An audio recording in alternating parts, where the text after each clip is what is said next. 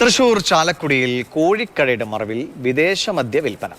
അളവിൽ കൂടുതൽ മദ്യം കൈവശം വെച്ച കുറ്റിച്ചിറ കല്ലിങ്ങപ്പുറം രതീഷിനെ ചാലക്കുടി എക്സൈസ് സംഘം പിടികൂടി. ഇയാളിൽ നിന്നും 500 മില്ലിയുടെ 51 കുപ്പി മദ്യവും പിടിച്ചെടുത്തിട്ടുണ്ട്. ലിഷോയ് തന്നെ അതിൻ്റെ വിവരങ്ങൾ നൽകും. ലിഷോയ്, കോഴിക്കടയുടെ മറവിലാണ് മദ്യവിൽപ്പന അല്ലേ?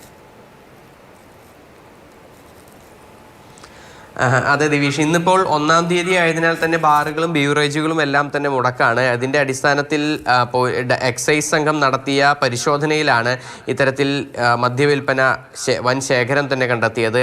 500 മില്ലി കുപ്പികളുടെ വിവിധ ബ്രാൻഡുകളിലുള്ള 51 കുപ്പികളാണ് കണ്ടെത്തിയിരിക്കുന്നത്. ഈ കോഴിക്കട നടത്തുകയായിരുന്ന രതീഷ് ഈ കോഴിക്കടയുടെ മറവിലാണ് ഇത്തരത്തിൽ കോഴിക്കടയും നടത്തുന്നുണ്ട്, അതിനോടൊപ്പം തന്നെ മദ്യവിൽപ്പനയും നടത്തുന്നുണ്ട്. ഒരുപക്ഷെ ഈ എക്സൈസിൻ്റെ പരിശോധന മുൻകൂട്ടി കണ്ടുകൊണ്ടല്ല, കൃത്യമായ വിവരത്തിൻ്റെ അടിസ്ഥാനത്തിലാണ് ഇത്തരത്തിൽ ഇയാളെ പിടികൂടാനായി എക്സൈസിന് കഴിഞ്ഞിട്ടുള്ളത്.